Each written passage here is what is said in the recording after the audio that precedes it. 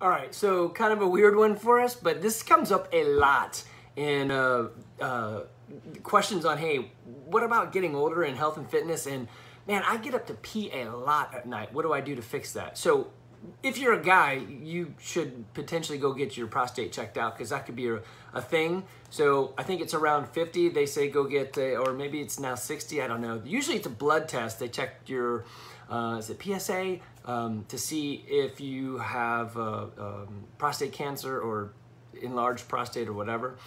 But, and then I think, you know, the silver bullet, whatever. So go get yourself checked out if you're a guy.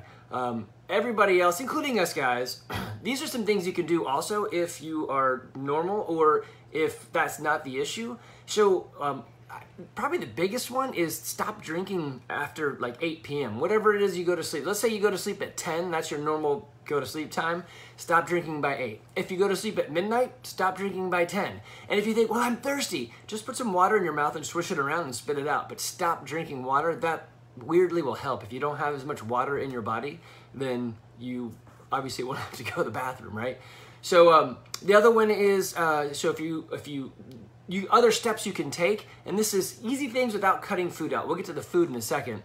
So, you know, go to the bathroom, lay down, read a book for a moment, and then get up and go to the bathroom again, and then go back to bed. So go twice. The laying down will kind of sort out and have water flow. It's water. It's going to flow to different areas, right? So do that.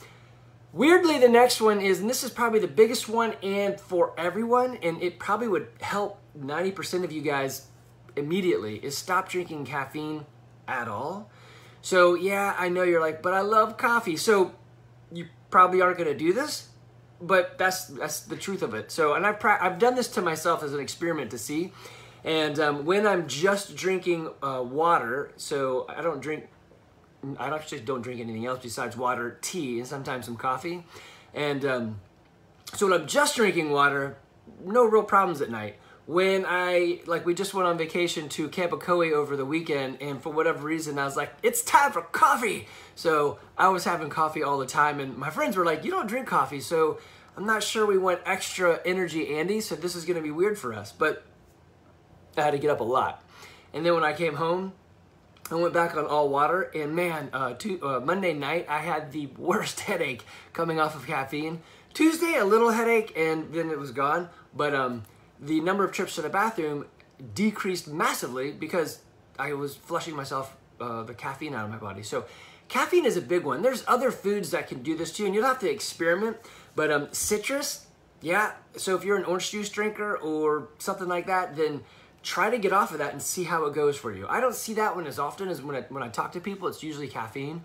But also spicy foods. So spicy foods have a different reaction in the body. It may cause you to actually retain some water, but cut out some spicy foods and see what happens. Now, for me, that's not a problem because, as my son says, when we do wings, we'll do like half lemon pepper, half mild. He's like, Dad, really? Mild? That's like nothing on it. So he orders a side of hot and dips them. I just can't do spicy. So sometimes just salsa is spicy, and I know it's it's not. So I don't do very much spice.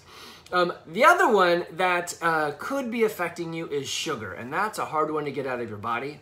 I don't eat sugar, so it's not a problem for me.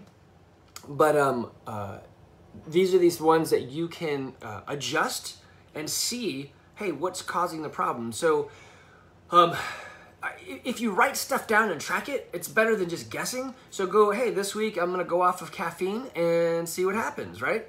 This week I'm gonna go off of sugar. Maybe just take drinking sugar out of the equation, right? So I'll drink black coffee or unsweet tea or whatever, right? So, you know, that's another big one. But the best is to test yourself out, try and see what happens, record, measure, and go from there. But I would say probably 90% of you, if you regulated your caffeine use to like reduced it or cut it out completely, then when you get all this gray hair, you'll be finding yourself making less trips to the bathroom. So another weird one that you can try, well, you can try this anyway. Your bladder, you have muscle groupings down there, otherwise you just pee your pants all the time.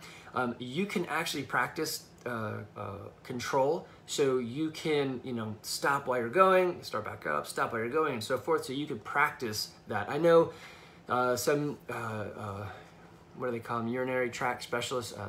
I keep wanting to think ENT, but that's ears, ear, nose, and throat. I can't think of it. But they're going to tell you, yeah, that's a great way to get a bladder infection. So be careful when doing that, but you can actually train those muscles. All right, that's it. I know, weird topic, but this comes up a lot when we do discussions with those that are, moving up in age. So, all right, guys, have questions, let me know.